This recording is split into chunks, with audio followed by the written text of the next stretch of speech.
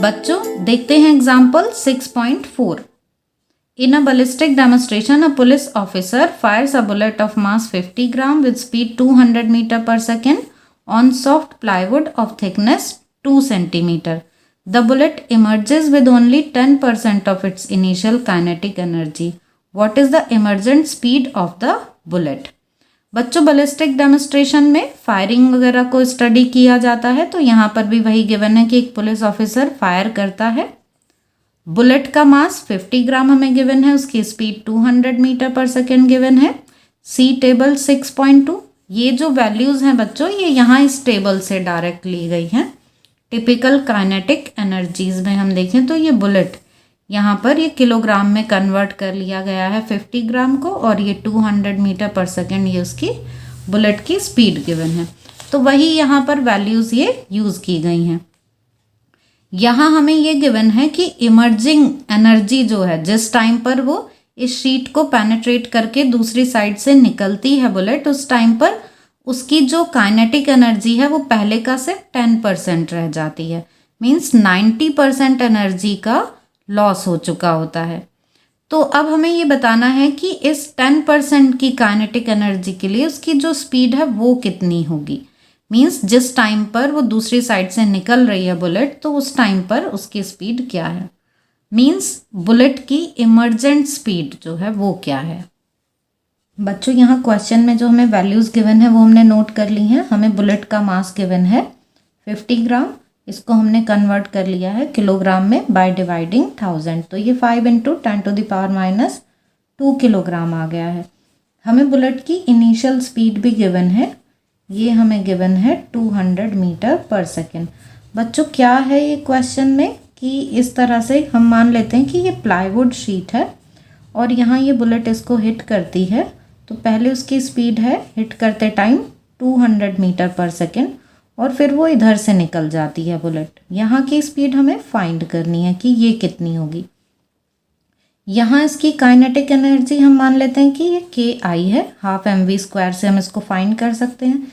यहाँ की kinetic energy हम मान लेते हैं कि इमर्ज करने के बाद काइनेटिक एनर्जी KF हो जाती है, और ये जो हमें क्वेश्चन में गिवन है कि 10% होता है, ये 10% ऑफ इनिशियल काइनेटिक एनर्जी का, ठीक है।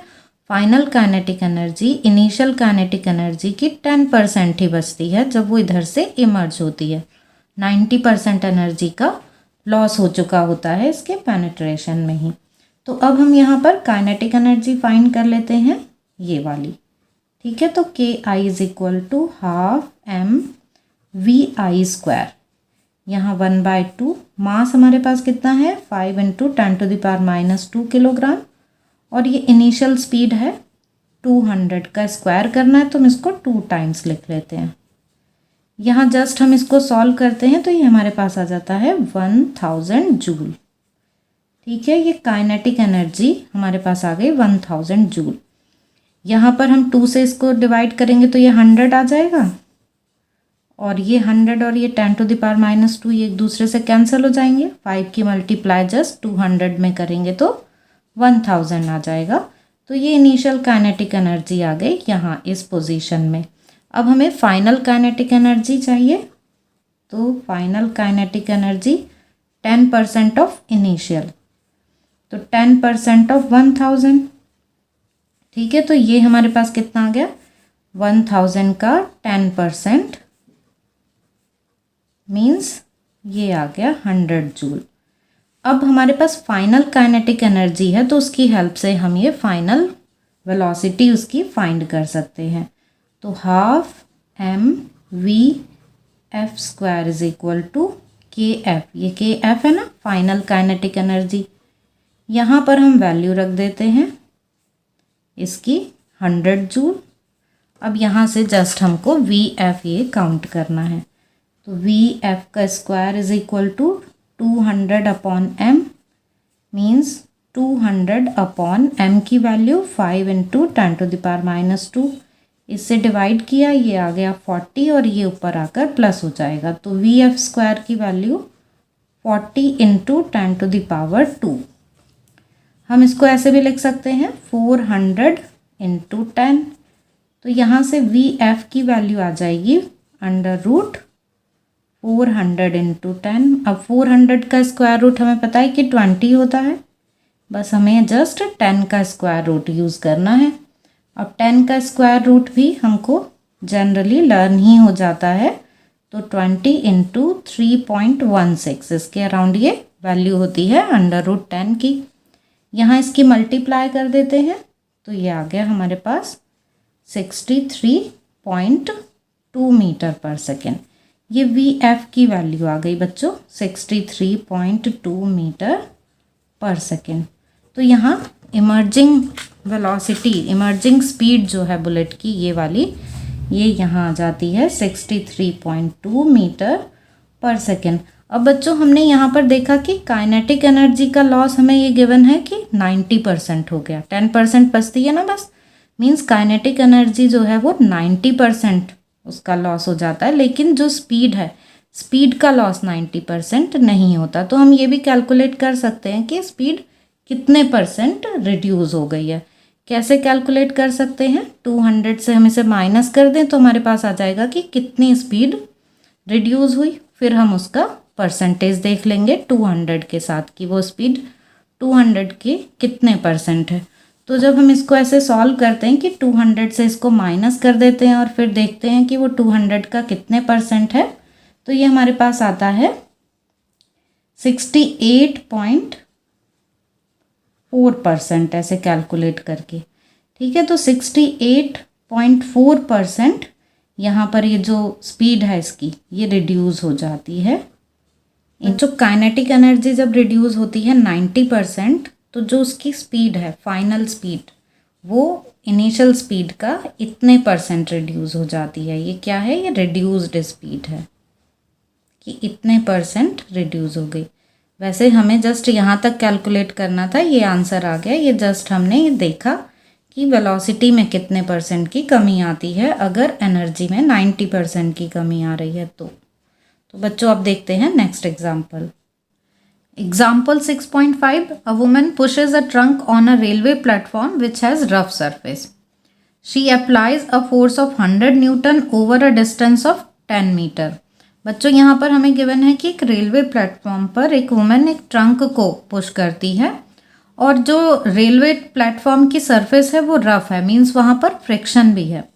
वो 100 न्यूटन का फोर्स लगाती है और इस तरीके से ट्रंक को 10 मीटर तक डिस्प्लेस कर देती है।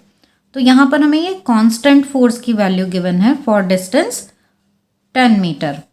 There after she gets progressively tired and her applied force reduces linearly with distance of 50 newton. उसके बाद वो थक जाती है और अब जो वो फोर्स लगाती है वो 100 न्यूटन से लेकर 50 न्यूटन तक लीनियरली रिड्यूस होने लगता है।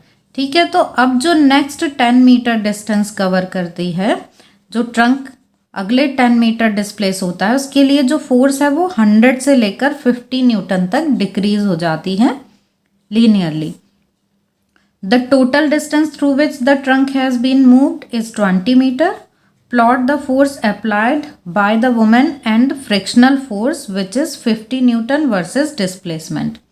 अब हमें यहाँ पर ग्राफ बनाना है फोर्स और डिस्प्लेसमेंट के बीच में। फोर्स यहाँ पर हम देख रहे हैं कि अप्लाइड फोर्स है, फोर्स अप्लाइड बाय वुमेन, और दूसरा फोर्स है फ्रिक्शन फोर्स। तो हमें इन दोनों ही फोर्सेस के लिए ग्राफ बनाना है with displacement. Calculate the work done by the two forces over 20 metre, और इसके बाद फिर हमें इन दोनों ही फोर्सेस की वजह से वर्क डन भी फाइंड करना है। तो देखते हैं, पहले इसका ग्राफ बनाते हैं फिर वर्क डन कैलकुलेट करेंगे। बच्चों इसके फर्स्ट पार्ट में हमें ग्राफ बनाना है, तो हम ग्राफ देख लेते हैं। पहले हम एक साइड लेंगे ये अप्लाइड फोर्स, इस साइड हमने लिया फोर्स अप्लाइड बाय वुमेन, इसको हम कैपिटल F से रिप्रेजेंट कर रहे हैं। इधर हम ये लिख लेते हैं, इस x एक्सेस पर हम यहाँ पर डिस्प्लेसमेंट ले लेते हैं। ये x हम ले रहे हैं मीटर में और ये फोर्स हम ले रहे हैं न्यूटन में। उसके बाद हमें फ्रिक्शन फोर्स भी लेना है, तो फ्रिक्शन फोर्स अपोजिट डायरेक्शन में आएगा। तो ये हमने थोड़ी लाइन यहाँ तक बना दी ये फ्रिक्शन फोर्स के लिए। यहाँ पर है ये स्टार्टिंग पॉइंट, ओरिजिन ये 0 से स्टार्ट हो रहा है। यहाँ फोर्स 50 न्यूटन, यहाँ पर फोर्स 100 न्यूटन, इस तरीके से ले लेते हैं हम। अब डिस्टेंस हम यहाँ देखते हैं कि 10 मीटर के डिस्टेंस सपोज ये है, ये डिस्टेंस है हमारी 10 मीटर। तो हमें क्वेश्चन में गिवन है कि 100 न्यूटन के फोर्स से ट्रंक को 10 मीटर तक डिस्प्लेस किया जाता है। तो ये 10 मीटर तक डिस्प्लेस कर दिया गया। तो हमारे यहाँ पे कांस्टेंट फोर्स है ये, इसलिए ये एक स्ट्रेट लाइन आ जाएगी। तो ये 100 न्यूटन के फोर्स से 10 मीटर तक डिस्प्लेस हो गया, ये है। उसके बाद क्या है, फोर्स लीनियरली रिड्यूस हो रहा है 100 न्यूटन से लेकर 50 न्यूटन तक। तो अब ये यहाँ पर 100 न्यूटन तक का फोर्स है, उसके बाद ये 50 का। तो सपोज ये हमने यहाँ पर लिया है कि अगले 10 मीटर जो है वो यहाँ पर आते हैं। तो अब इसको हम ऐसे रिड्यूस करते हुए ये ग्राफ ऐसे बना देंगे और यहाँ पर ये परपेंडिकुलर इस तरह से ड्रॉ कर लेंगे। तो अब यहाँ हमारे पास दो शेप हैं बच्चों, एक ये शेप है और एक ये शेप है। ये है रेक्टेंगल और ये है ट्रेपीजियम। तो हम बस अब क्या करेंगे, इन दोनों का एरिया फाइंड कर लेंगे अगर, तो हमारे पास आ जाएगा work done by this force, work done by force applied by women, ये फाइंड कर लेंगे। अब फ्रिक्शन फोर्स का देखते हैं। फ्रिक्शन फोर्स तो अपोजिट डायरेक्शन में है अप्लाइड फोर्स के, इसलिए हम इसको नेगेटिव ले लेते हैं। तो -50 न्यूटन ये हम यहाँ पर ले रहे हैं। और फ्रिक्शन फोर्स तो थ्रू आउट द मोशन लगेगा, जब तक ट्रंक मोशन में है तब तक उस पर फोर्स लगेगा। और ये होगा काइनेटिक फ्रिक्शन, काइनेटिक फ्रिक्शन है इसलिए ये थ्रू आउट द मोशन हम सेम वैल्यू का लेंगे, इसमें तो कोई चेंज नहीं आएगा। इसको हम थोड़ा अलग कलर से ड्रॉ कर लेते हैं ये दिखाने के लिए कि ये फ्रिक्शन फोर्स है, ठीक है, ऐसे ड्रॉ कर लेते हैं इसको हम। और यहाँ से फिर ये परपेंडिकुलर, ये ग्राफ बना लिया है बच्चों। अब यहाँ पर देखते हैं हम कि ये 10 मीटर है और ये क्या है, यहाँ पर 20 मीटर है। ये -50 न्यूटन का फोर्स लग रहा है इस साइड, और यहाँ पर ये 100 न्यूटन का फोर्स, फिर ये 100 न्यूटन रिड्यूस होते होते 50 न्यूटन तक आ जाता है। तो ग्राफ जो हमें प्लॉट करना था यहाँ दोनों फोर्सेस के लिए विद डिस्प्लेसमेंट, तो वो हमने यहाँ पर कर लिया है। अब हम फाइंड कर लेंगे वर्क डन। पहले हम फाइंड करते हैं work done by the women. तो ये फोर्स F की वजह से है ना। तो ये जो वर्क डन है बच्चों वो हम कैसे फाइंड करेंगे, वर्क डन क्या होता है, एरिया अंडर द ग्राफ। तो यहाँ पर ये है हमारा ग्राफ, तो एरिया क्या आया, ये वाली शेप आ गई।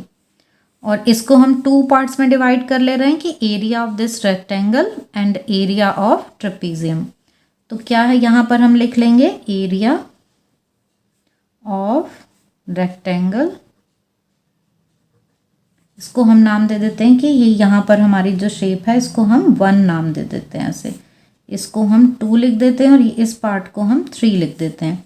तो एरिया ऑफ रेक्टेंगल ये है 1 प्लस एरिया ऑफ ट्रेपेजियम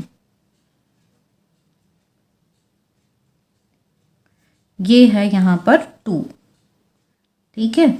तो अब इन दोनों की वैल्यूज रख देते हैं। एरिया ऑफ रेक्टेंगल क्या होगा, ये इसकी साइड्स का मल्टीप्लिकेशन, मीन्स यहाँ पर ये आ जाएगा 100 × 10। इसमें हमें प्लस करना है एरिया ऑफ ट्रेपीजियम। ट्रेपीजियम का एरिया हम कैसे फाइंड करते हैं, सम ऑफ पैरेलल साइड। अब ये है पैरेलल साइड, इनका सम लेना है, तो ये साइड है 100 और ये साइड कितनी है 50।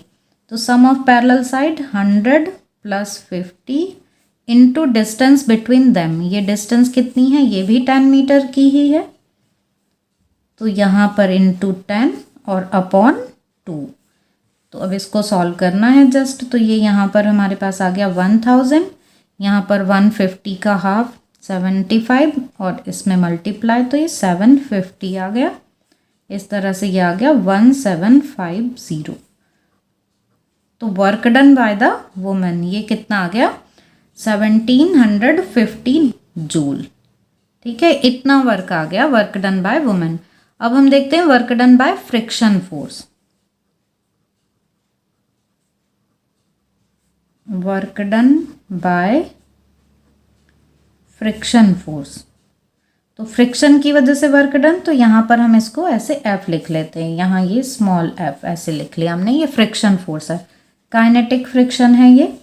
अब यहाँ इसकी वजह से हमको इसका एरिया चाहिए, ठीक है ना, एरिया अंडर द ग्राफ, इसका एरिया ये, तो यहाँ पर एरिया ऑफ 3 ये ले लेते हैं। अब इसका एरिया कितना होगा, 0 से 50, ये 50 और ये है 20, 50 को तो हम लिख देंगे -50 और इधर 20, तो ये आ गया -1000 जूल। वैसे हमने देख लिया कि वर्क डन बाय वुमेन ये है 1750 जूल और वर्क डन बाय फ्रिक्शन ये है 1000 जूल। नेगेटिव साइन क्या शो कर रहा है कि डिस्प्लेसमेंट के अपोजिट डायरेक्शन में ये फोर्स लग रहा है।